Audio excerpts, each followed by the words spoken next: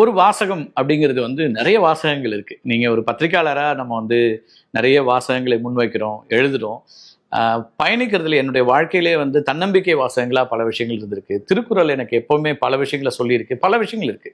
ஆனா இப்போ சமகாலத்துல சமீபத்துல எனக்கு பிடிச்ச, எனக்கு மனசுக்கு நெருக்கமான அது அல்லது நான் நம்புகிற ஒரு வாசகமாக மாறி இருக்கிறது வந்து கல்வி சொல்லல்ல ஆயுதம். அப்படிங்கிறது வந்து ஒரு மியர் ஸ்டேட்மெண்ட் இல்லை. அதை நான் உணர்ந்துகிட்டே இருக்கேன். இப்போ சமீபத்தில் ஒரு பாட்காஸ்ட் உரையாடலை தொடங்கியிருக்கிறேன். தொடர்ச்சியாக நிறைய தமிழ் சமூகத்தினுடைய ஆளுமைகளாக, தமிழ் சமூகத்திலிருந்து, தமிழ்நாட்டிலிருந்து வெற்றி பெற்றவர்களாக பலர்கிட்டையும் பேசிட்டு இருக்கிறேன். அப்படி பேசக்கூடிய எல்லாரிடமும் இருந்து நான் அடிப்படையில் புரிஞ்சுக்கிறது வந்து கல்வி அவங்க வாழ்க்கையை எப்படி மாற்றிருக்கு அப்படிங்கிறத. நம்ம வந்து படிப்பாக நிறைய பார்த்துட்டே இருக்கிறோம், கூகுள் ரெஃபரன்ஸ்லேருந்து பல பேர் எடுக்கிறோம். ஆனால் நம்மோட இருக்கக்கூடிய சாதனையாளர்கள் பலர் இருக்கிறாங்க. நான் வந்து சாதனையாளர்கள்னு வேற எங்கேயும் போக வேண்டிய தேவையில்லாமல் இருக்கு. இந்த 20-30 ஆண்டுகளில் தமிழ்நாட்டினுடைய பல குடும்பங்களில் வந்து முதல் தலைமுறையா கல்லூரிக்கும் முதல் தலைமுறையா வேலைக்கும் போயிருக்கிறாங்க. கல்வி ஒன்று தான் அதை சாத்தியப்படுத்தியிருக்கு. சமீபத்தில் நான் வந்து உரையாடல்கள் அப்படின்னு சில பேரை நான் பார்க்கணுன்னா, ஐஐடியினுடைய டைரக்டர் காமகோடியோட ஒரு உரையாடல் இருந்தது. One of the best brains in இந்தியான்னு அவரை செலிப்ரேட் பண்ணுறோம்.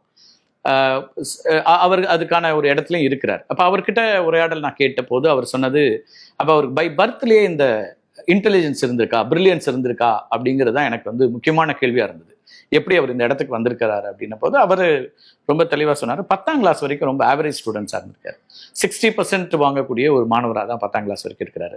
11th ஸ்டாண்டர்டில் தான் ஒரு அலமேலுன்னு ஒரு டீச்சர், மேத்ஸ் டீச்சர் வந்து அவர்கிட்ட கடிந்து கொள்கிறாங்க. நீ எப்படி 50% மதிப்பெண் எடுக்கும்போது அவங்க ரொம்ப கடிஞ்சிட்டு நிறைய பேசுகிறாங்க. அன்னைக்கு இரவில் அவர் முடிவு பண்ணி படிக்க ஆரம்பித்தேன் அப்படின்னாரு. 12th ஸ்டாண்டர்டில் அவர் வந்து சென்டம் எடுத்தார் சிபிஎஸ்சி சிலபஸில். அதுக்கு பிறகு அவர் வாழ்க்கையில் அவர் அடைந்த உயரங்கள், இப்போ இன்னைக்கு மெட்ராஸ் ஐஐடியினுடைய டைரக்டராக இருக்கார். தொடர்ச்சியாக 6வது முறையாக இந்தியாவினுடைய உயர்கல்வியில் சிறந்த நிறுவனம்னு முதலிடத்துக்கு வரக்கூடிய ஒரு நிறுவனத்தினுடைய டைரக்டராக இருக்கிறாரு. அதுக்கு பிறகு வந்து ஜேஇ கிராக் பண்ணலை. அவர் 12ஆம் கிளாஸ் முடிச்சுட்டு ஜேஇ கிராக் பண்ணல. கெமிஸ்ட்ரி அவருக்கு வராது. ஸோ ஜேஇயில் ஃபெயில் ஆகிடுறாரு. ஆனால் 25 வருஷத்துக்கு பிறகு அதே ஜேஇ போர்டு சேர்மனாக வராரு. எல்லாத்தையுமே அவருடைய கல்வி தான் சாத்தியப்படுத்தி இருக்குது.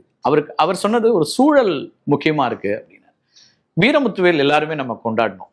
சந்திரயான் 3 ப்ராஜெக்டை வந்து அந்த நிமிடம் இந்தியா முழுக்க அந்த ஒரு நொடிக்காக காத்திருந்துச்சு. என்ன நடக்க போகுதுன்னு இந்தியா மட்டும் இல்லை, நாசா விஞ்ஞானிகளில் தொடங்கி அத்தனை பேருமே உன்னிப்பாக பார்த்துட்டு இருந்தாங்க. ஏன்னா ரஷ்யா 4 நாளைக்கு முன்னாடி தான் தோல்வி அடையுது இந்த ப்ராஜெக்டில்.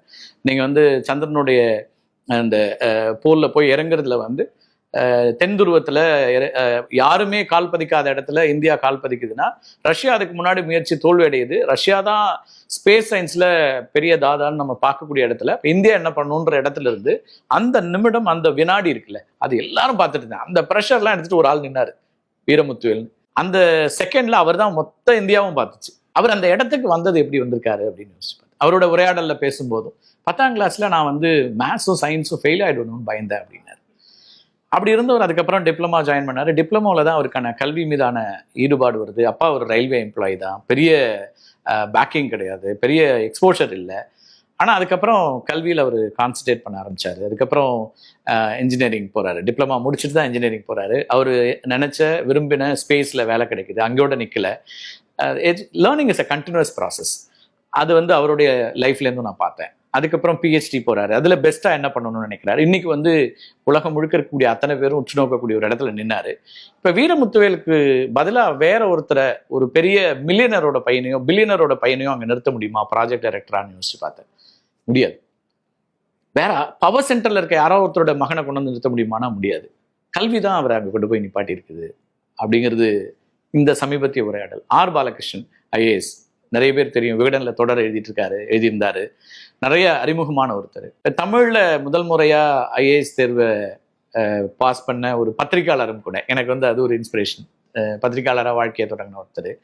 அவரை இந்த இடத்துக்கு கொண்டு வந்ததும் கல்வி மட்டும்தான். ஒரு சாமானிய பின்னணியிலிருந்து அவர் இந்த இடத்துக்கு வந்தார். இவ்வளோ நீங்க வந்து சாதனையாளர்கள் அப்படின்லாம் இல்லை. சமீபத்தில் நம்ம பார்த்தோம், நந்தினின்னு ஒரு பொண்ணு திண்டுக்கல்ல, யாருன்னே தெரியாம இருக்கும். இந்த ரிசல்ட் வரத்துக்கு முந்தின வினாடி, நொடி வரைக்கும் அல்லது நிமிடம் வரைக்கும் நந்தினியை யாருக்கும் தெரியாது. திண்டுக்கல்ல எங்கேயோ ஒரு மூலையில் இருக்கக்கூடிய சாமானிய ஒருத்தருடைய மகள், ஒரு உதவி பெறக்கூடிய, அரசு உதவி பெறக்கூடிய தமிழ் வழியில படிக்கிற ஒரு பொண்ணு. 42 வருஷ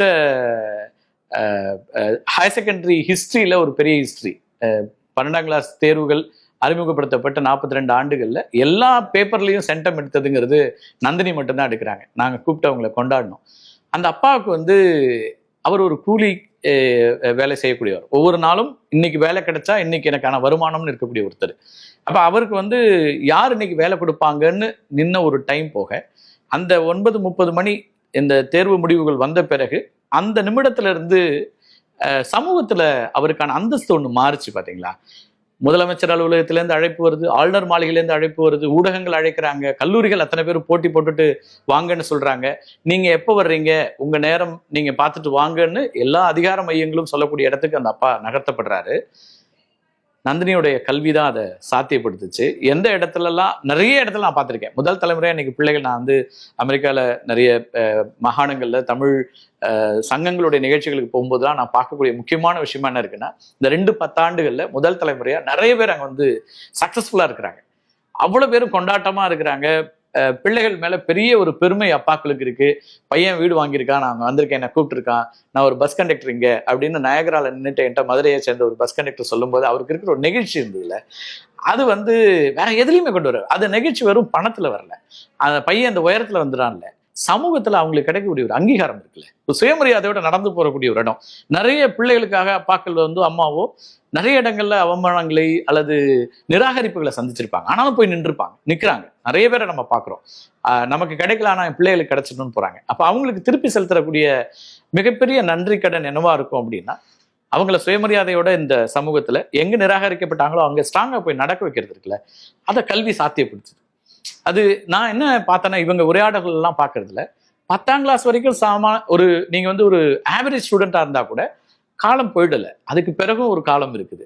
நான் எல்லாத்தையும் இழந்துட்டேன்னு ஒன்றும் இல்லை. அதுக்கு பிறகும் கூட நீங்க திருப்பியும் பிடிக்கலாம். அதுக்கு வந்து பணம் வேண்டாம். இப்ப நீங்க சொன்ன யாருடைய இன்னும் நிறைய உதாரணங்களை சொல்ல முடியும். இவங்க எல்லாருக்கும் தெரியும், பார்க்கக்கூடிய அத்தனை பேருக்கும் சக மனிதர்களா பல பேர் உதாரணங்களா இருப்பாங்க. என்னுடைய வகுப்புல இருக்கக்கூடிய பல நண்பர்கள் இன்னைக்கு வந்து பல உயரங்கள் இருக்கிறாங்க. நான் இன்னைக்கு மீடியால இருக்கேன், உங்களோட பேசுறேன். ஆனா வெவ்வேறு துறைகள்ல பல உயரங்கள் அடைஞ்சிருக்காங்க. எல்லாமே முதல் தலைமுறையா போயிருக்கான். யாருக்கும் எல்லாமே தமிழ் வழியில படிச்சான். அரசு உதவி பெறும் பள்ளி தான். பெரிய பேக்கிங் இல்லை, ஃபைட் பண்ண முடியும். எனக்கு வந்து நீங்க சொன்னா நம்ப மாட்டீங்க, அப்பா ஆசிரியராக இருந்தாலும் கூட ஐஐடின்னு ஒன்று இருந்ததுன்னு எனக்கு தெரியாது. எனக்கு அதிகபட்சமா அண்ணா யூனிவர்சிட்டி இருக்கு, அதுக்கு என்ட்ரன்ஸ் எழுதலாம் அப்படிங்கிறது மட்டும்தான் தெரியுமே தவிர, அதுக்கு அப்ளை பண்ணலாம்னு தான் தெரிஞ்சிருக்கே தவிர, ஒரு ஆசிரியருடைய மகனுக்கான எக்ஸ்போஷரே அப்ப அவ்வளவுதான் இருந்தது. அப்ப இதையெல்லாம் கடந்து இன்னைக்கு வந்து ஃபெலோஷிப்பும் வேற இடங்களையும் நோக்கி நகர்றாங்க. நான் வந்து 45 வயசுலதான் கொலம்பியா யூனிவர்சிட்டியில ஒரு ஃபெலோஷிப் எடுத்து போய் படிக்கிறேன். எனக்கு ஃபெலோஷிப்ஸ் எல்லாம் பத்தி தெரிய வரதுக்கே காலம் ஆயிடுச்சு வந்து. ஆனால் கல்வி இன்னைக்கு வந்து எல்லாத்தையும் மாற்றுது. நீங்க வந்து எந்த விதமான பொருளாதார பின்னணி வேணாம், அதிகாரம் வேண்டாம், வேற எதுவும் வேண்டாம்.